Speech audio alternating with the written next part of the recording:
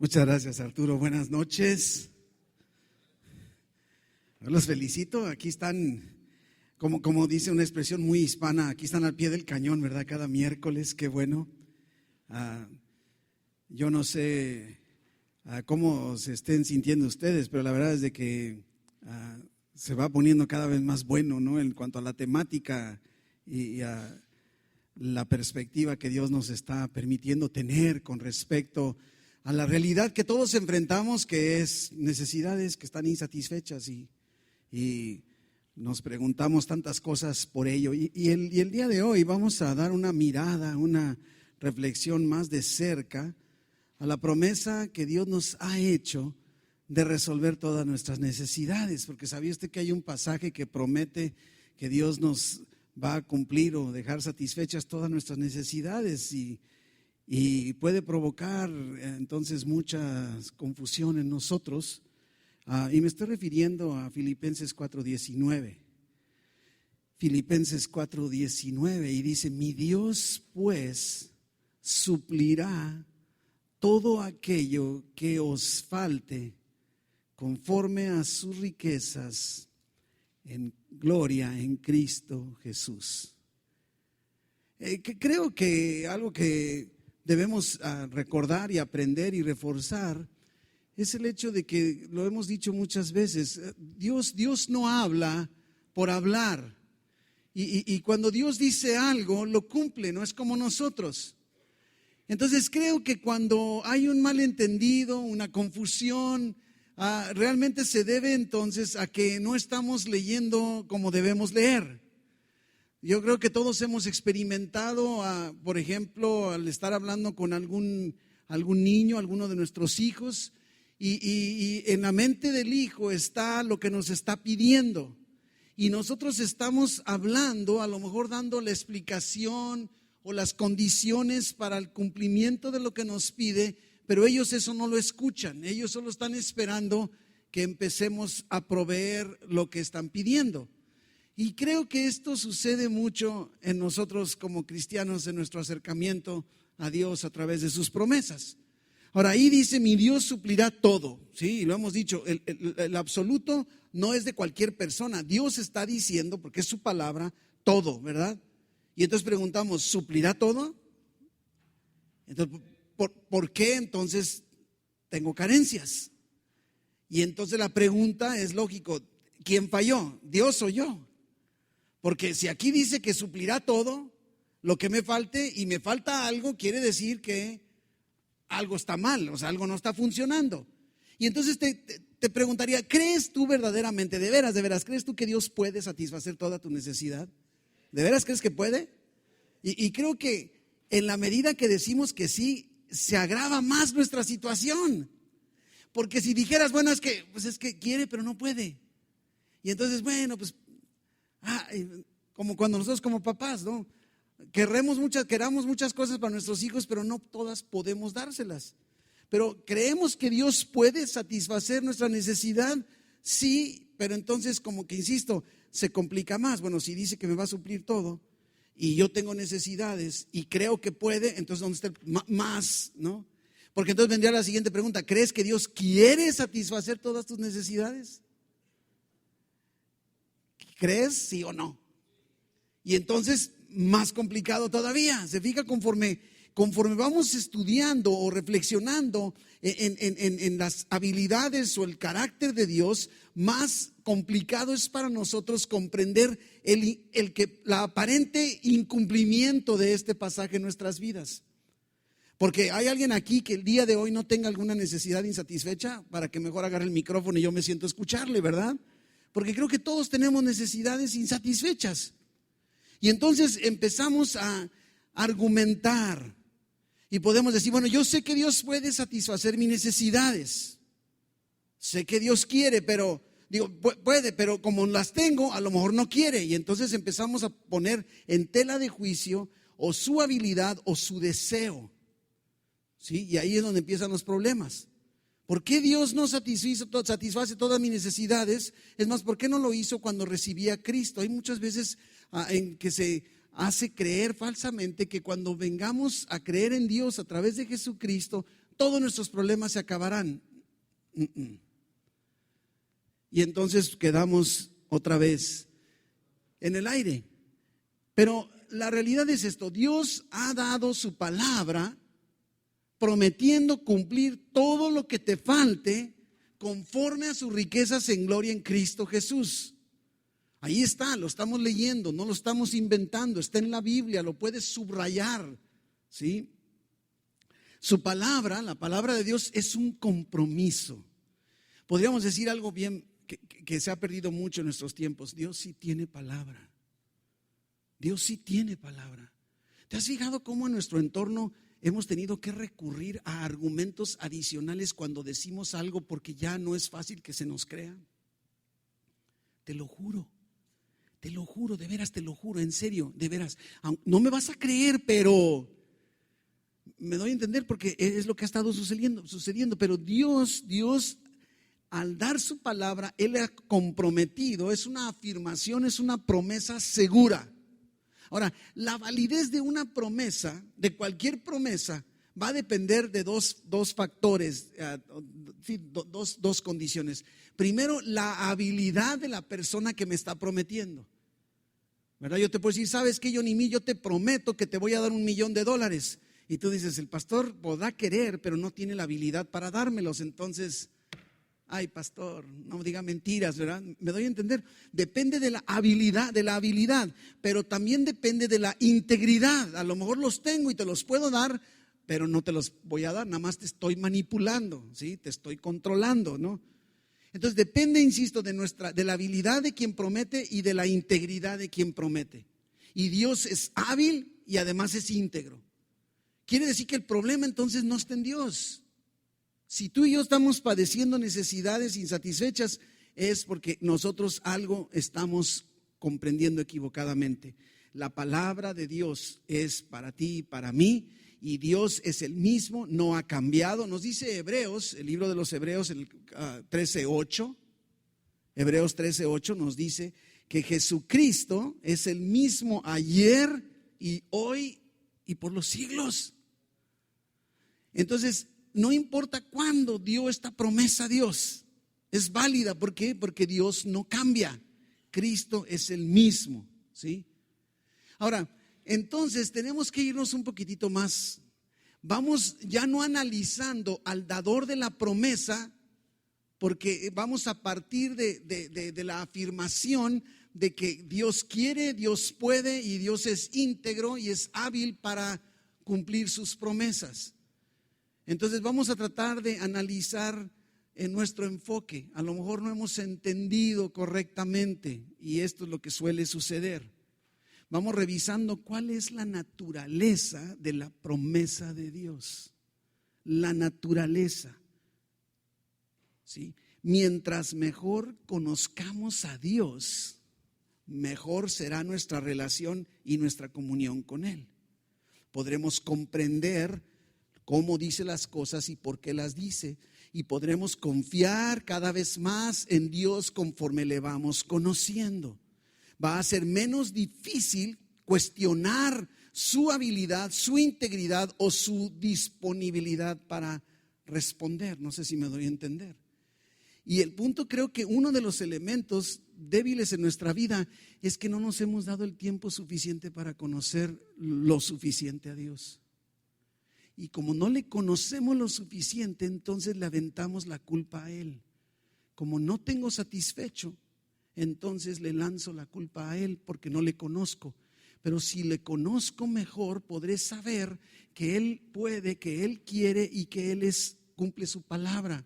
Y que entonces, si estoy teniendo necesidades insatisfechas, el problema no está en Él, está en mí. ¿Me doy a entender? Mientras más inmaduros somos, más vamos a culpar a Dios de nuestros problemas y de nuestras carencias. ¿Lo has visto? El mundo culpando a Dios, que porque hay pobreza, que porque hay hambre, que porque hay injusticias. Las hay, claro que las hay, pero mientras más conoces a Dios, podrás comprender lo que está detrás de todo, y entonces ya no te será tan fácil cuestionar las intenciones de Dios porque le estás conociendo. No sé si estoy siendo claro. cuando conoces suficientemente a una persona. ¿Te ha pasado que de repente alguien viene y te dice, oye, ¿sabías lo que dijo el fulanito? ¿Qué? Esto. No, yo conozco a esa persona, nunca diría eso. No lo diría, o sea, ya lo conozco, no lo diría. Ese es el punto con Dios, que le vayamos conociendo en lo práctico, no en lo religioso, no en lo teológico, en lo práctico, en nuestra relación con Él. Y siempre que encontremos en la palabra de Dios una promesa, debemos entonces no lanzar la pregunta a la integridad y a la persona o al carácter de Dios, sino debemos lanzar las interrogantes a nosotros mismos si estamos comprendiendo claramente. Entonces debemos preguntarnos, por ejemplo, leo una promesa, ¿para quién fue dada la promesa? ¿Para quién fue dada la promesa? Porque pudiera ser que la promesa no fuera dada para mí y yo me la estoy queriendo apropiar. ¿Cuántas veces hemos visto en la palabra de Dios, en la Biblia, que hay promesas para el cristiano, para el creyente, para los hijos de Dios, y los que no creen en Cristo no son sus hijos porque no han creído todavía y quieren apropiarse de sus promesas? Y entonces dirías, ahí no está fallando Dios, lo que pasa es que no estás entendiendo que esa promesa no era para ti, bueno, para el de allá afuera. Es un ejemplo típico. Luego, entonces, ¿para quién fue dada? Y luego, ¿quién está dando la promesa? Podemos, lógicamente en este caso, pues la que estamos hablando de Filipenses, pues es Cristo, es Dios el que la está dando, ¿no? Y luego tenemos que preguntarnos, ¿qué es lo que en realidad está diciendo la promesa o el pasaje? ¿Qué está diciendo Dios en realidad? Ahora, la siguiente pregunta, que entonces, ¿se fija cómo ahora todo se vuelca hacia nosotros? ¿Qué querrá Dios que yo haga que no está sucediendo y por lo tanto continúa la falta de la provisión a mi necesidad? No sé si me doy a entender.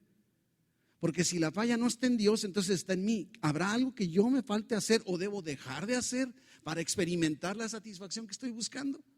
Ese tipo de preguntas. ¿Qué desea Dios al final de cuentas hacer a mi favor? ¿Qué está buscando Dios? ¿Sí? ¿Cuál es el propósito final, el objetivo de la promesa? ¿No?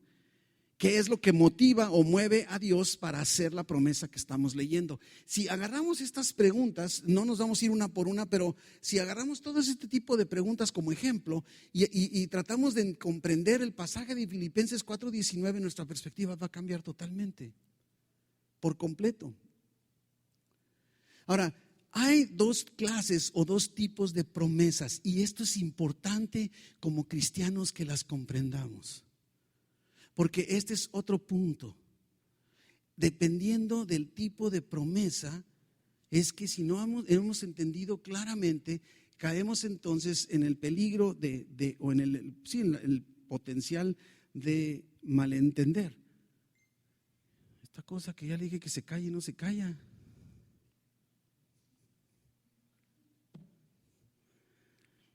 Dos tipos de promesas.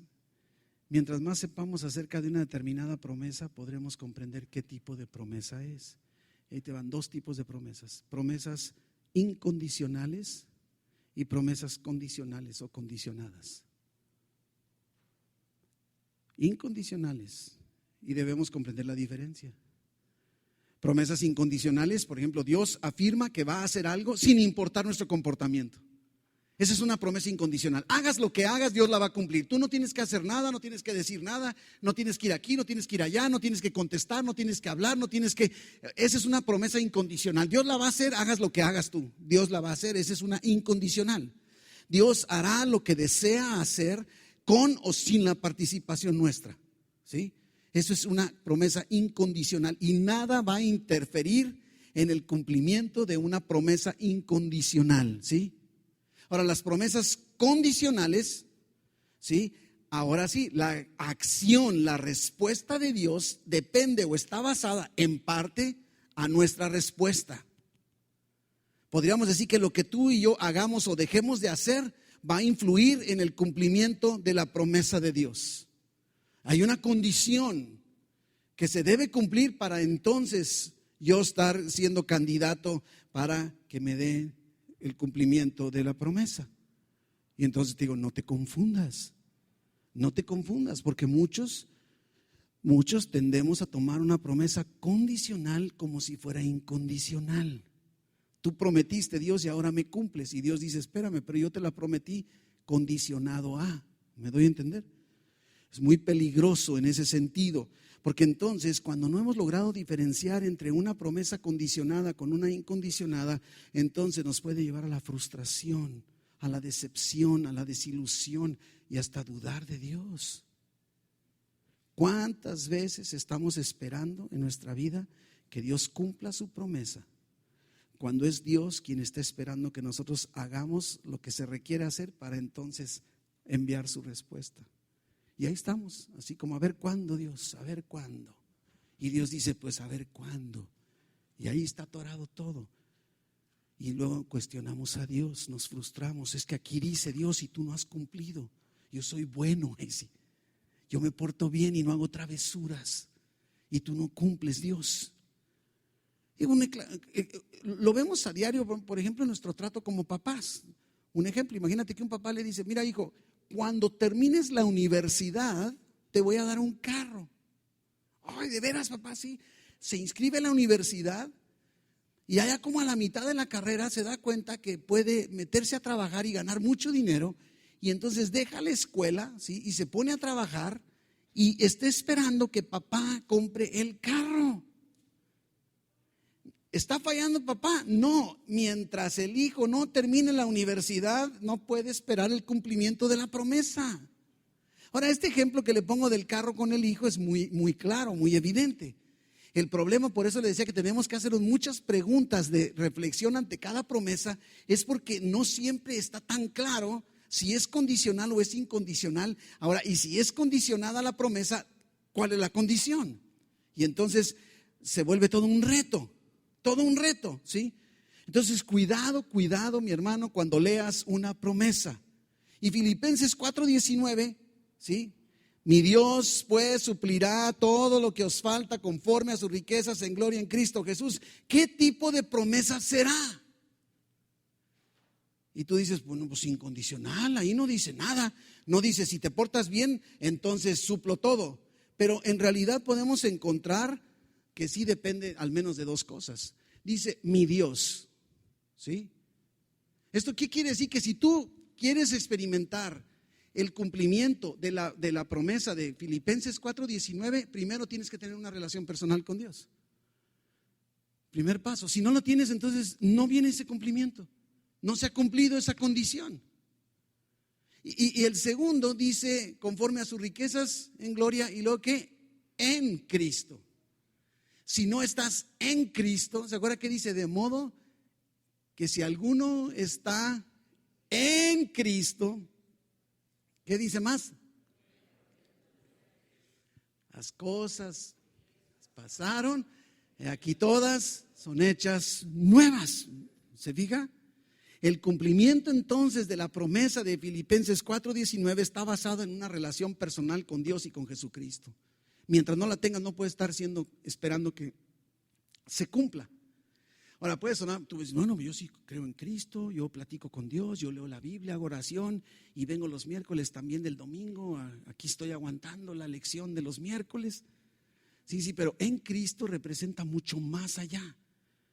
Yo creo que cuando verdaderamente estamos en Cristo, nuestras necesidades se van acomodando, y por eso empezamos hablando hace varios miércoles con respecto a que cómo solemos equivocadamente convertir un capricho, un anhelo, lo convertimos en necesidad, ¿se acuerdan? O a lo mejor alguna cosa que creemos que es una necesidad, decimos es que lo necesito, ¿sí? Platicábamos hace rato con respecto a los hijos de los teléfonos celulares en una junta que teníamos, ¿verdad? O sea, verdaderamente pues es que se necesita un teléfono celular. Pues sí, pero se necesita. Pues yo crecí en donde no había celulares. Y míreme, aquí estoy, no me morí ni me pasó nada. Digo, me doy a entender, equivocamos ¿qué nos falta? No, nos falta un celular. Sí, nos falta una computadora. Y habríamos que analizar todo esto. Entonces, ¿por qué como cristiano, al final de cuentas la pregunta se radica en eso, no tengo satisfechas todas mis necesidades? ¿Por qué será? Y entonces te diría con lo que empecé, a donde primero tú y yo tenemos que voltear no es a Dios, no es Dios, ¿por qué no has cumplido? Es voltear a vernos a nosotros mismos y preguntarnos lo que ahorita te decía, ¿qué es lo que yo estoy haciendo o estoy dejando de hacer que está deteniendo el cumplimiento de la promesa? ¿Qué estarás haciendo o dejando de hacer en medio de tus circunstancias? Y a lo mejor ahí estás tú, es que si Dios hiciera esto o aquello, entonces yo, y Dios te dice, no, si tú, hijo, hicieras esto o aquello, entonces yo. El enfoque está en nosotros, porque de otra manera estás cuestionando la integridad de Dios. Dios requiere que nos accionemos, que le obedezcamos como parte de nuestra confianza en Él. Hemos usado el ejemplo muchísimas veces y creo que de alguna manera lo ilustra tan claramente en el profeta Elías. Y vemos que Dios se movió con Elías con promesas condicionadas. Y me estoy refiriendo, ahí usted en casa lo puede hacer, aquí no hay tiempo de verlo, pero me estoy refiriendo al Primero de Reyes, en el capítulo 17 en adelante. Usted en casa puede leer la historia de Elías. Pero Dios le dice, Elías, quiero que vayas con el rey, te presentes con él y le digas que no va a llover. Y en pocas palabras, y no lloverá. Hay una orden, una promesa, si usted quiere verlo en el enfoque de promesas, hay una promesa de Dios dada a Elías. ¿De qué depende que deje de llover? Que Elías obedezca.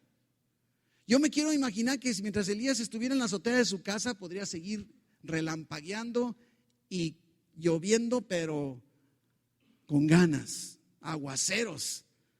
Y podría decir Elías, oye, tú me dijiste que no iba a llover, y Dios diría, yo te dije que fueras a decirle al rey. ¿Sí me doy a entender? Es hasta que entonces, habiendo escuchado la orden o la promesa, ahí va. Sí, es una orden con promesa, es una promesa condicionada. Ahí va Elías y se presenta con el rey. Y le dice, rey, vengo de parte de Dios y Dios dice que no lloverá. ¿Y qué pasó? No llovió. No llovió. Hasta que yo te vuelva a decir. Y así, tal cual así fue. Viene Dios de nueva cuenta. Ven Elías, ven para acá. Quiero que te vayas al arroyo de Querit. Ahí escóndete. Ahí en el arroyo va a haber agüita y yo voy a dar órdenes a los cuervos que te lleven pan y te lleven carne. Otra vez, si nos proyectamos como somos nosotros, dirías, bueno, Dios me dijo que me va a dar agua, carnita y pan. Y nada. Señor, ¿por qué?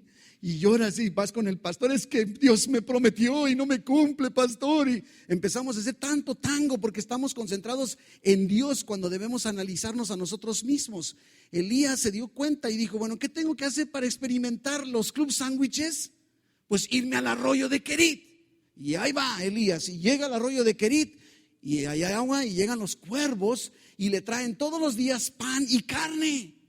Fue hasta que obedeció. Entonces Dios da una promesa con una orden, él obedece por fe y entonces experimenta el cumplimiento de la promesa. Y luego no se queda ahí, nos da otra ilustración más. Se agota el arroyo, se acabó el arroyo, ya no hay agüita, y la sequía está tan fuerte porque no está lloviendo, ¿sí? Que ahora ya no hay agua ni en el arroyito. Y le dice Dios a Elías, ahora vete a Sarepta. Y ahí he dado instrucciones para que una viuda te dé de comer. Fíjese bien, ahí está. Una orden con una promesa. ¿Qué tenía que hacer Elías? Decir, oye, aquí no hay ninguna viuda. Tú me prometiste y aquí en el arroyo no encuentro nada. Y diría Dios, hijito, yo te dije que te fueras a Sarepta. Cuando llegues a Sarepta, entonces reclámame. Cuando hagas lo que yo te dije que hicieras, entonces puedes estar dispuesto a esperar el cumplimiento de mi promesa. Y cuando llega a Sarepta, no tiene ni que esperarse, la promesa de Dios se cumple de inmediato. ¿Sí me doy a entender? Al grado que Elías ha comprendido esta ley de Dios, que tú y yo debemos entenderla, y Elías le transmite esta enseñanza a la viuda. Y le dice, oye viuda, dame a mí de comer. Y la viuda le dice, que te dé de comer. Pues si nomás tengo esto para mí, para mi hijo, vamos a comer y nos morimos. Yo te digo que me des primero a mí y no te va a faltar. Se fija, ahí está una promesa, ¿sí? Con una orden. La viuda, por los motivos que sean, obedeció, y cuando obedeció, experimentó el cumplimiento. Si la viuda se hubiera comido el tamal, la torta o el sándwich, se hubiera muerto de hambre al día siguiente, y Dios hubiera proveído otra viuda que le diera de comer a Elías, porque Dios cumple su palabra. Pero necesitamos nosotros comprender la diferencia entre una promesa condicional y una promesa incondicional. Una orden, una promesa, obediencia por fe, y experimentamos el cumplimiento. Tiene que darse así. Muy importante, cada vez que leas una promesa, revisa, ¿está condicionada? Y entonces, ¿qué me está faltando hacer? Ahora, ¿qué es lo que mueve a Dios para buscar satisfacer mis necesidades? ¿Qué es lo que gana Dios en todo esto? O sea, ¿por qué o para qué querrá Dios satisfacer mis necesidades? ¿Qué está buscando? Ahora, número uno, su amor. Su amor. El motor, el motivador número uno de Dios es el amor que tiene por nosotros. Esa es la motivación más importante que Dios tiene para satisfacer todas nuestras necesidades insatisfechas. Dios busca tener y madurar una relación personal con cada uno de nosotros. Porque también podrías preguntarte, bueno, ¿y por qué me condiciona? Si Él puede y Él quiere, ¿para qué las condiciones, Dios? Mejor dámelo aunque no cumpla nada. Pero Dios va detrás de otra cosa, pero está movido por amor. Por eso necesitamos partir de este punto. Está movido por amor. Y obedecer, tú y yo, cuando obedecemos a sus condiciones, es parte de nuestra relación de amor con Él. Nuestra obediencia se mueve por amor también. Obediencia es una evidencia de nuestra confianza en Dios. Dios quiere que dependamos de Él para todo. Que dependamos de Él para todo. ¿Sí? Y número dos, está movido por amor, pero la otra intención de Dios es que Dios quiere moldearnos, quiere conformarnos a la imagen de Cristo. Mire lo que dice Romanos 8:28. Perdón que eso no lo tienen allá en las notas, pero Romanos 8:28. ¿Sí? Y dice, sabemos que los que aman a Dios, ¿qué dice? Todas las cosas les ayudan a bien, ¿sí? Esto es, a los que conforme a su propósito son llamados. Y luego el versículo 29. ¿Qué dice el versículo 29? Porque los que antes conoció, también los predestinó para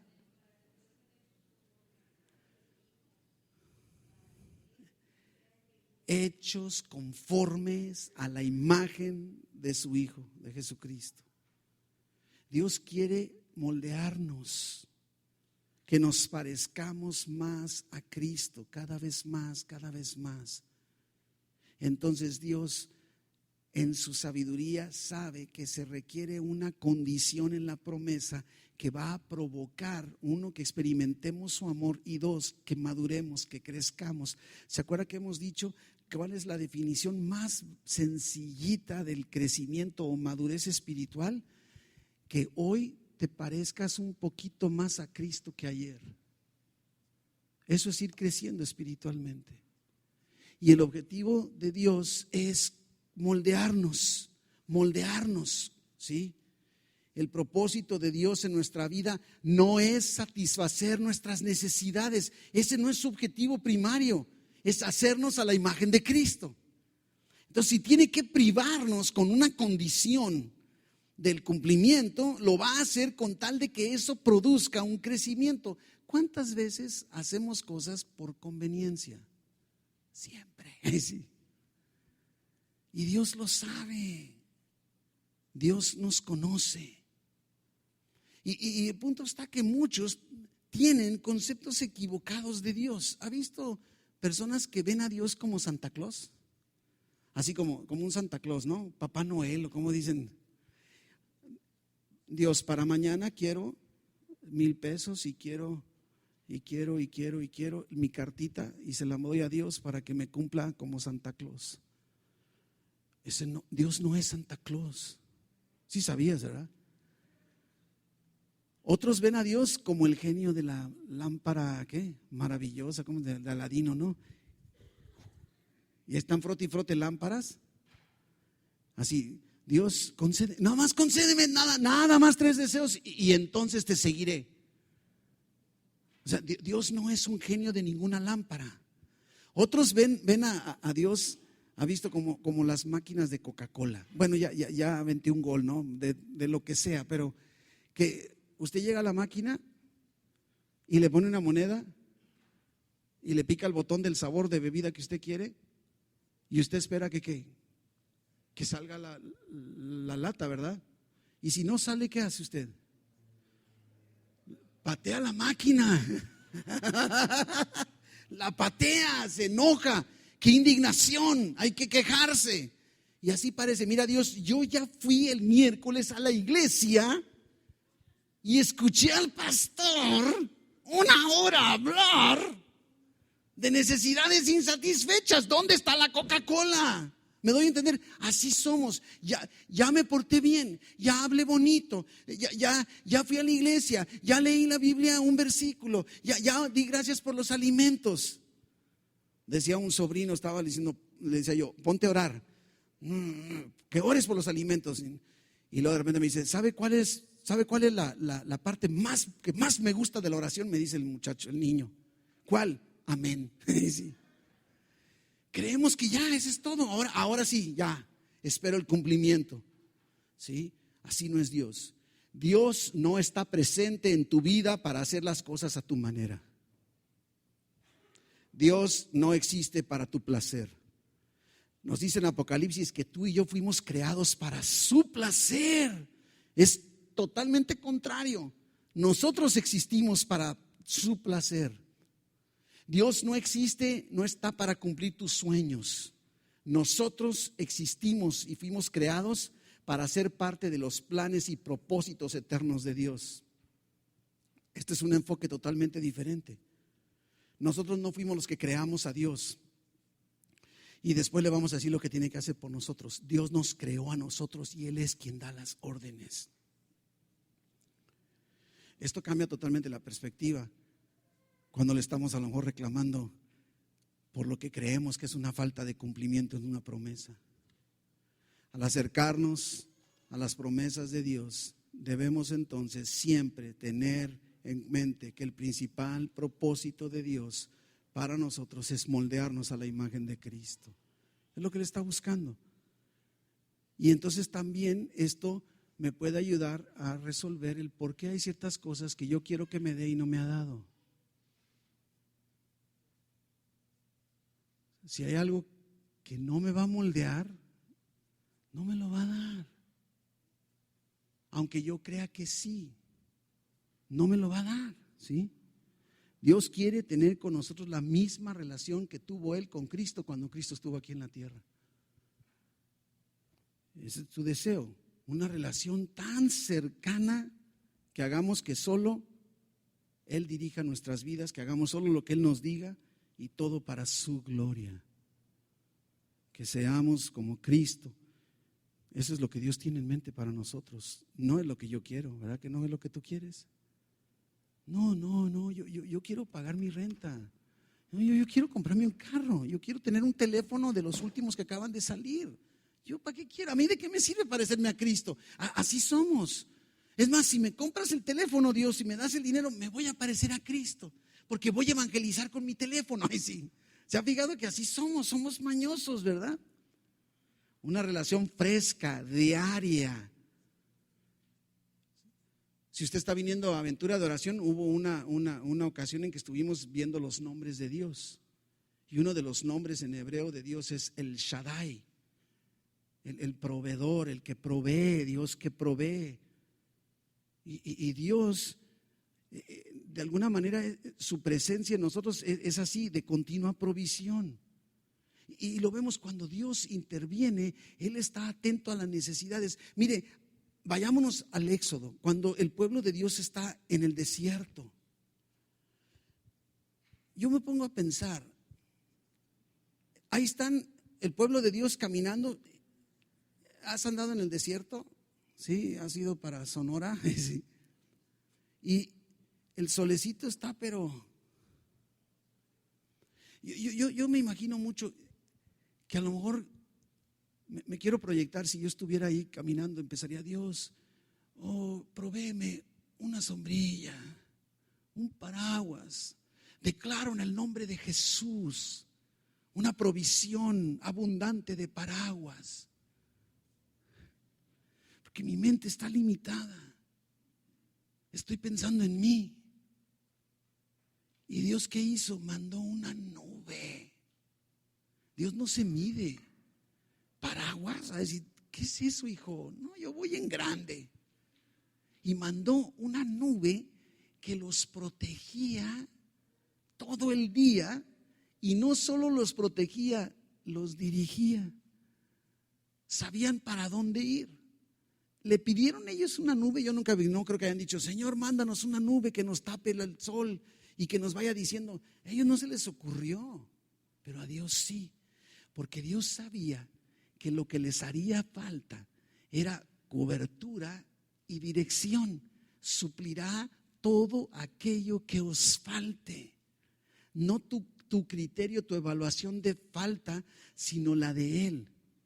En la noche, en el desierto, todo lo contrario, ahora hace frío y la nube no la puedo ver y no sé para dónde irme. ¿Y qué hace Dios? A lo mejor hubiera dicho el pueblo: Dios, ¿no podrías así ponernos aquí como una fogatita para poner unos bombones y sentarnos aquí, unas chamarritas? Y dice Dios: no, te voy a mandar una columna de fuego del cielo que te provea todo el calorcito que necesitas, y además que te vaya guiando de noche y te ilumine. ¿Se fija qué diferencia? Empieza: ay, tengo sed. Dios, ¿podrías mandar unas 100 botellitas para que todos tomemos agüita? Y dice Dios: Moisés, toca la piedra para que salga agua. Y sale agua. Oye, Dios, tenemos hambre, ¿no? ¿Podrías, no sé, a lo mejor llevarnos a un pueblito donde podamos un Oxxo, comprar ahí unos panecitos, unos Twinkies, unos submarinos, aunque sea, unos gansitos para matar el hambre? Y dice Dios: no, yo tengo una provisión completa que es el maná, el pan del cielo. Y dice la palabra de Dios que el maná estuvo presente todos los días hasta que el primer día que entraron a la tierra prometida se acabó el maná. ¿Se fija? Dios suplirá todo lo que falte. Hacía falta comer. Ellos que decían: nosotros queremos cebollitas, queremos nosotros algo. Ya me cansé de hamburguesas de maná y taquitos de maná, maná al pastor, ¿no? Omelette de maná, maná con miel, maná, ya me cansé, ¿verdad? Y luego les manda carne. ¿Te puedes imaginar? O sea, podrías mandar un pollito, y pollito de verdad, no el de los chinos, ¿verdad? Un pollito, ¿verdad? Y Dios les manda codornices para que no haya pierde. Cuando vas a la comida china, yo le ando buscando las alitas al pollo, porque si no, entonces no es pollo. Pero me doy a entender cómo es Dios. Mi Dios pues suplirá todo aquello que os falte conforme a sus riquezas en gloria en Cristo Jesús. Dios es quien evalúa lo que verdaderamente te falta. Si algo está insatisfecho, entonces una de dos: o no estás cumpliendo la condición de la promesa, o dos, no es una verdadera necesidad. Fíjate bien lo que te estoy diciendo. A lo mejor no es una verdadera necesidad la que estás experimentando. Dios es un Dios proveedor. Dios está continuamente atendiendo. Dice el salmista: joven fui y he envejecido, y no he visto justo desamparado, ni su simiente que mendigue pan. ¿Se fija? Dios es un Dios proveedor, ¿sí? Ahí en el libro de Lamentaciones, en el Antiguo Testamento, Lamentaciones 3:21.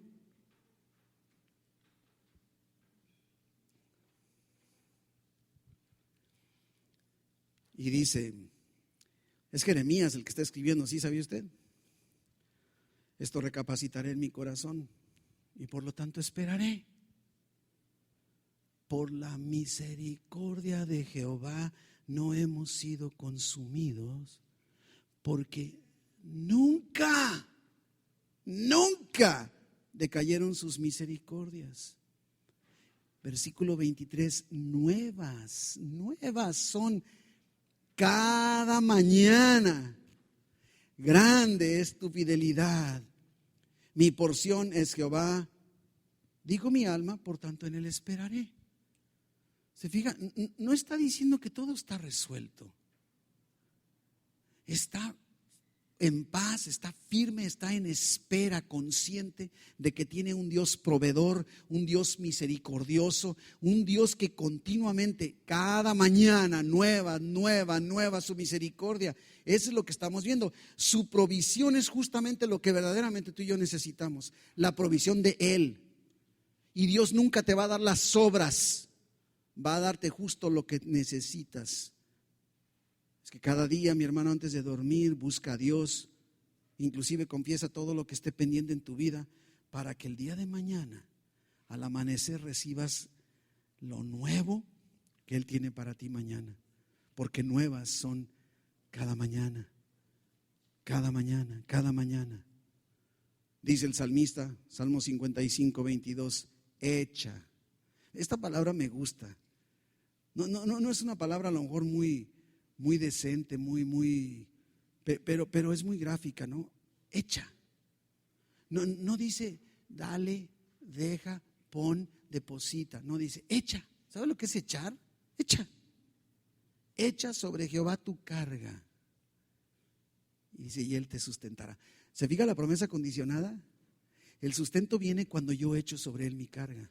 Oiga bien.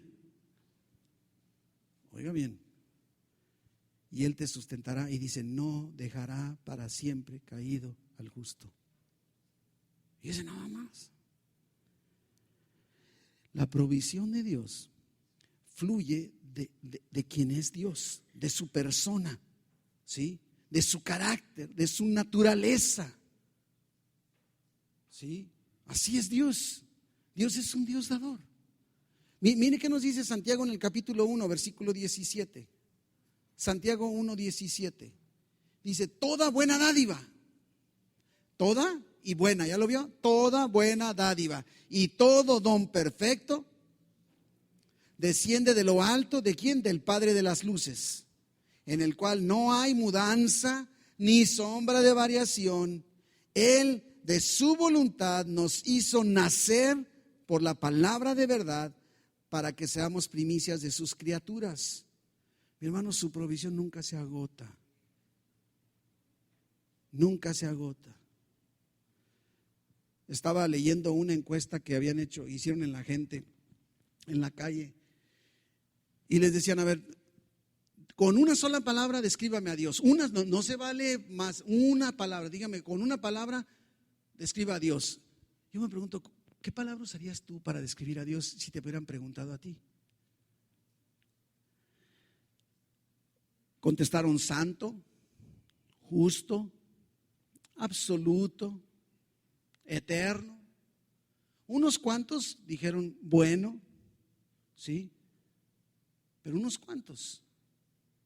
Y es que la mayoría de las personas no ven a Dios como un Dios bueno.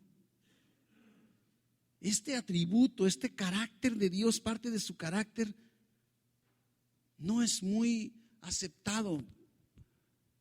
La mayoría ven a Dios como exigente, como juez, como un Dios distante, como un Dios indiferente.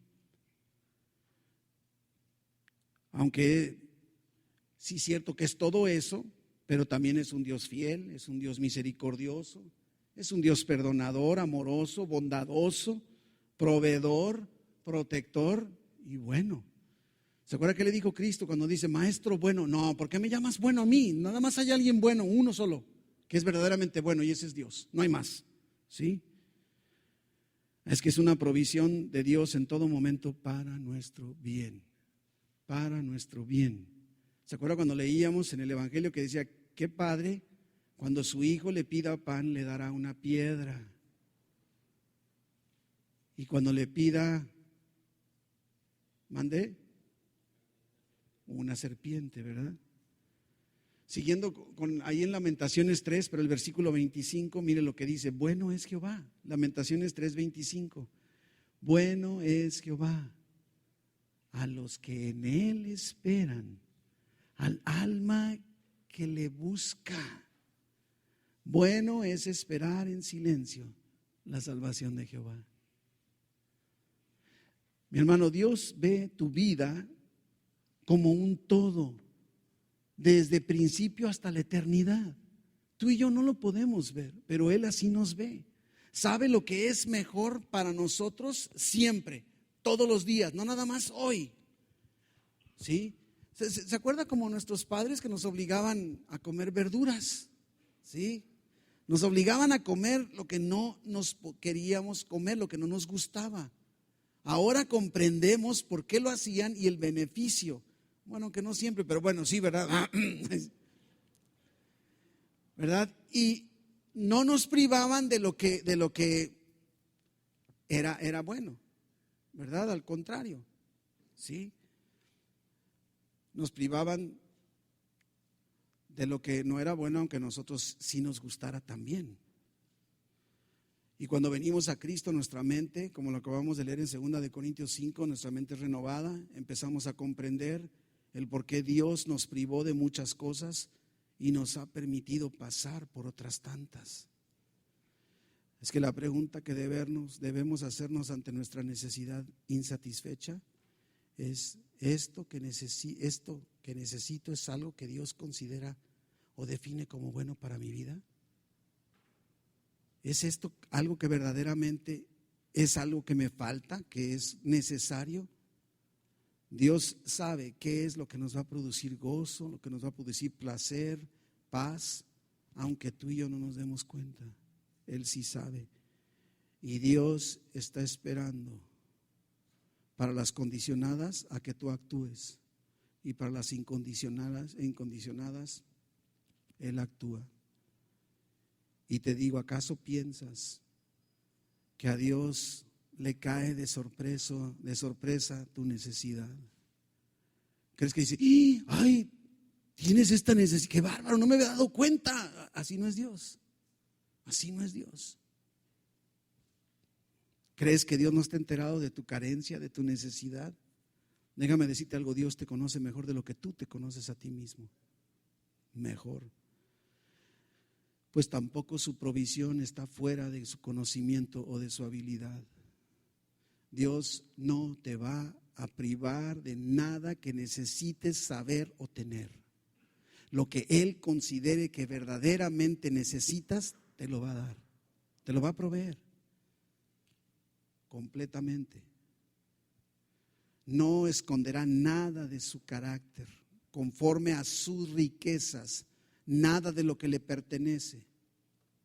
Dios ya ha preparado todo lo que necesitas para cada día por el resto de tu vida, de tu existencia.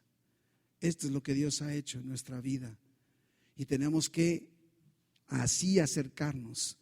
¿Dónde entonces está el paso inmediato? Tenemos que buscar conocer mejor a Dios, lo dijimos el miércoles pasado, para que podamos entonces creerle y entonces preguntarle qué es lo que yo necesito hacer que no he hecho para experimentar el cumplimiento o la satisfacción de mi necesidad. Y verás cómo Dios empieza a responder. Dios te va a ir dando dirección. A lo mejor es un hábito que tienes que dejar. A lo mejor es no sé, una ideología, una manera de pensar. A lo mejor son actividades que aunque no necesariamente sean malas, tienes que hacerlas a un lado, hay que eliminarlas. No sé, Dios sabe y Dios te lo va a decir.